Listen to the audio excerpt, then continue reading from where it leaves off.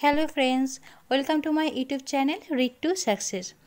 আজকে দেখো, গতকাল মানে 14 তারিখে এনএসইউ ইউজি সেকেন্ড ইয়ারের সিসিইজি 9 আর 8-এর যে এক্সাম ছিল, সেখানে আমি যে সাজেশন দিয়েছিলাম তার থেকে কী কী কোশ্চেন কমন এসেছে এবং কতগুলো কোশ্চেন কমন এসেছে দেখে নাও। এটা ফার্স্টে দিচ্ছি সিসিইজি 9 পেপারের কোশ্চেন। দেখো, সেকশন এতে সি এর দাগে যে কোশ্চেনটা মার্ক করা আছে, এখানে আমি এটা দিচ্ছি। কোশ্চেন শুধু একটু ঘুরিয়ে দিচ্ছে, কিন্তু যে কোশ্চেনটা আমার মার্ক করা আছে যে দ্য মডার্নিস্ট টার্ন, এটা লিখলেই হতো, এটা লিখলেই অ্যান্সার হয়ে যাবে। এটা একটা গেল। এটা দেখো, সেকশন বি এর যে শুটিং এলিফ্যান্ট আছে, এইচের দাগের কোশ্চেন, সেটা এখানে ক্রিটিক অফ ইম্পেরিয়ালিজম আমি সাজেশন দিয়েছিলাম, ওইটা লিখলেই হয়ে যাবে।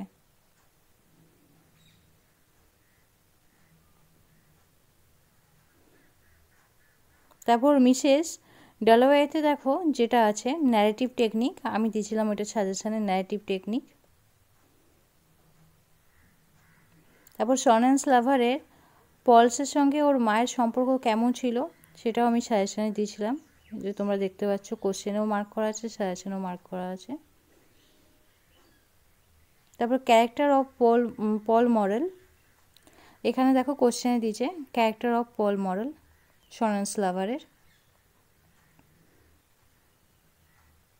তারপর দেখো গ্রুপ বি এর 2 দাগের এর কোশ্চেনটা দ্য সোলজার থেকে আমি বলেই দিয়েছিলাম যে এখানে আমার সাজেশনে যে দ্য সোলজার থেকে ক্রিটিক্যাল আন্ডারস্ট্যান্ডিং বা কোনো যদি কোশ্চেন আসে তাহলে ক্রিটিক্যাল আন্ডারস্ট্যান্ডিংটাই লিখবে। তো এটা যারা দেখেছে আমার সাজেশনটা বা পড়ে গেছে, নিশ্চয়ই পেরেছে তার অ্যান্সার করতে। এখানে গ্রুপ বি এর 2 দাগের ডি এর কোশ্চেনটা দেখো আর আমার সাজেশনের কোশ্চেনটা দেখো, একটু সামান্য ঘুরিয়ে দিচ্ছে, কিন্তু দুটোরই সেম অ্যান্সার, দুটো কোশ্চেনই সেম, একটু সামান্য ঘুরিয়ে দিচ্ছে। কালকের এক্সামে দেখা গেছে যে দুটো পেপারেই মানে সিসিইজি 8 আর সিসিইজি 9-এ দুটো পেপারেই কোশ্চেন একটু ঘুরিয়ে দিচ্ছে, ইনডাইরেক্ট কোশ্চেন করেছে, ডাইরেক্ট ওরা করেনি, কিন্তু বেশি করেছে মানে সিসিইজি 8-এ বেশি টাফ কোশ্চেন করেছে, ওইখানে বেশি কোশ্চেন ঘুরিয়ে দিয়েছে, সেই জন্য স্টুডেন্টসদের একটু প্রবলেম হয়েছে কালকে। কিন্তু সিসিইজি 9টা বেশি করে ভালো হয়েছে। কালকে একটা মেয়ে আমাকে ফোন করে বলল, তারপর কয়েকজন কালকে আমাকে জানিয়েছে। এটা দেখো সিসিইজি 8-এর পেপার, এখানে গ্রুপ এই যে ফার্স্ট কোশ্চেনটা দিচ্ছে ওইটার অ্যান্সার এটাই হবে। দেখো আমার সাজেশনে দাগানো আছে ইন্ডাস্ট্রিয়াল রেভলিউশন, এখানে effects of the industrial revolution, এটাই ওর অ্যান্সার হবে, এটা লিখলেও চলবে, পুরো ফুল মার্কসই পাবে। এবার যে পড়ে গেছে সে আশা করি পেরেছে এর অ্যান্সার দিতে। এটা দেখো ওমেন সেটস রাইটার্স, ব্রেকের কোশ্চেন দেখো ভ্যানিস হ্যান্ডের, এটা কেউ যদি পড়েও না যায় আমার সাজেশন থেকে, কেউ যদি ব্রেকের যে আমি সামারি অ্যানালাইসিস ভিডিওটা দিয়েছিলাম সেই ভিডিওটা যদি কেউ দেখে, সেটা দেখে সে লিখতে পেরে যাবে সেই ভিডিওটা শোনার পর। ভ্যানিস হ্যান্ডের আমি কি ব্যাখ্যা দিয়েছিলাম যে কবির বন্ধু, পোয়েটের বন্ধু মারা গেছে, সেই জন্য কবির খুব মন খারাপ, তাই কবি হচ্ছে ওনার হাতটা স্পর্শ করতে পারছেন না, এরকম টাইপের আমি বুঝিয়েছিলাম ব্রেকে যে সামারি অ্যানালাইসিস ভিডিওটা বানিয়েছিলাম সেখানে।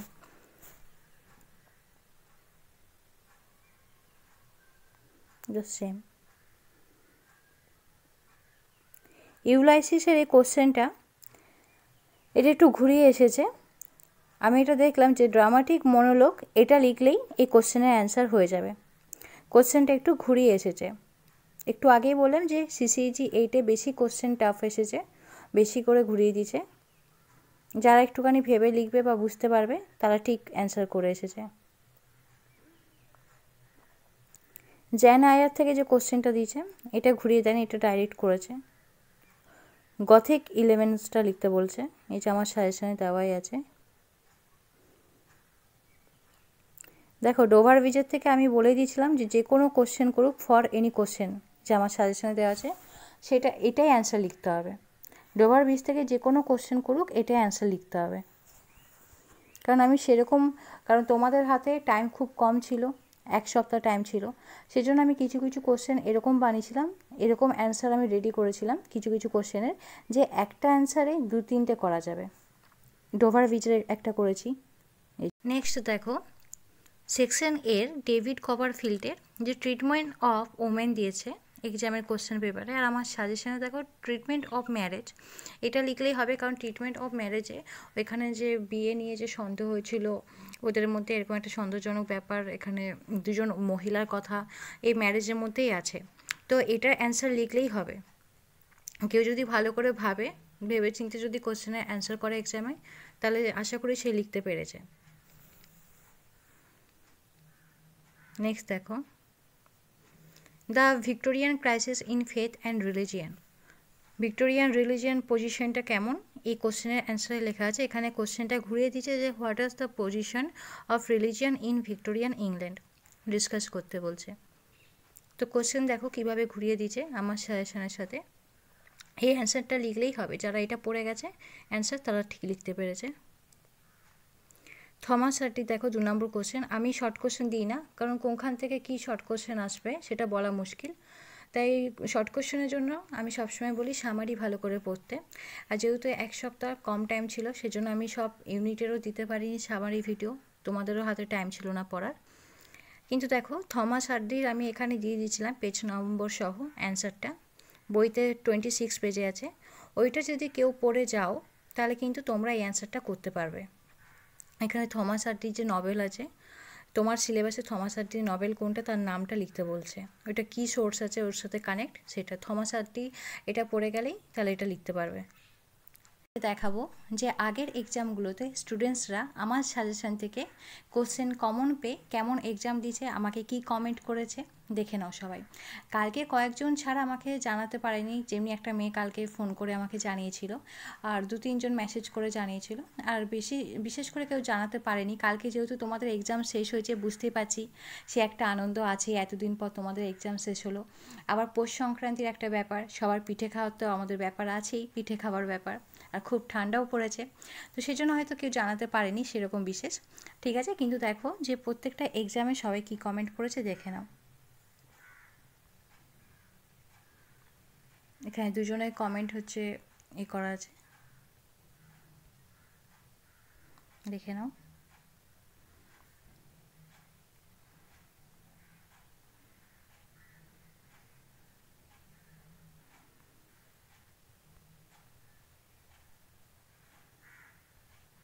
যে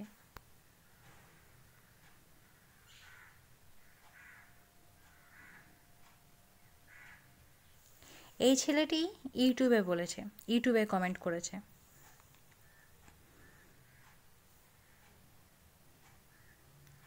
এরা হোয়াটসঅ্যাপে কমেন্ট করেছে, এরা টেলিগ্রামে কমেন্ট করেছে।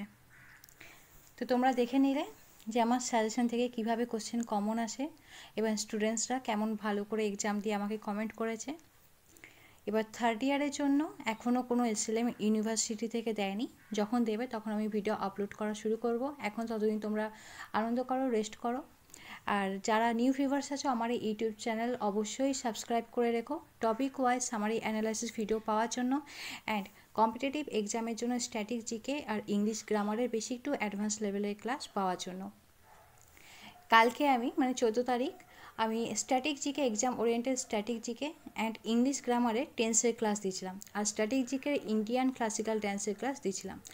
স্ট্যাটিক জিকে প্রত্যেকটা কম্পিটিটিভ এক্সামের জন্যই খুব ইম্পর্টেন্ট একটা পার্ট, আর ইংলিশ ফুড এসআই ছাড়া 2-1টা এক্সাম ছাড়া বাকি সব এক্সামে, স্টেট গভর্নমেন্ট বলো সেন্ট্রাল গভর্নমেন্ট বলো, প্রত্যেকটা এক্সামে কিন্তু ইংলিশ আসে এক্সামে।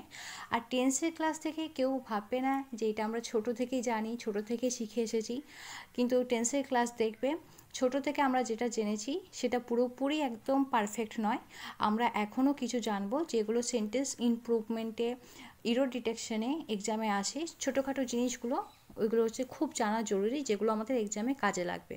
সেই বেসিক জিনিসগুলো দেখবে না জানলে এক্সামে কিন্তু কোশ্চেন অ্যান্সার ভুল করে আসবে। তো যারা আমার এই ক্লাস করতে চাও অবশ্যই ইউটিউব চ্যানেলটা সাবস্ক্রাইব করে রেখো। আর এই এই ক্লাসের যে নোটসগুলো, এই ক্লাসের নোটসের পিডিএফ পাওয়ার জন্য আমার হোয়াটসঅ্যাপ গ্রুপ জয়েন করতে পারো। ডিসক্রিপশন বক্সে আমার হোয়াটসঅ্যাপ গ্রুপের লিঙ্ক দেওয়া আছে, হোয়াটসঅ্যাপ গ্রুপ জয়েন করে নাও। তোমাদের এই ভিডিও ভালো লাগলে অবশ্যই লাইক করবে, অ্যান্ড কারো যদি কোনো কিছু বলার থাকলে কমেন্ট করবে। আর তোমাদের এরকম কোনো যদি ফ্রেন্ডস থাকে যে কম্পিটিটিভ এক্সামের প্রিপারেশন নিচ্ছে বা ইংলিশ অনার্সের স্টুডেন্ট আছে, তাদের সঙ্গে আমার ইউটিউব চ্যানেলের লিঙ্ক অবশ্যই শেয়ার করে দেবে, তাহলে ওরাও আমার ক্লাসটা করে ওরাও হেল্পফুল হতে পারবে। তাই আজকের ভিডিও এখানেই শেষ করলাম। Bye bye.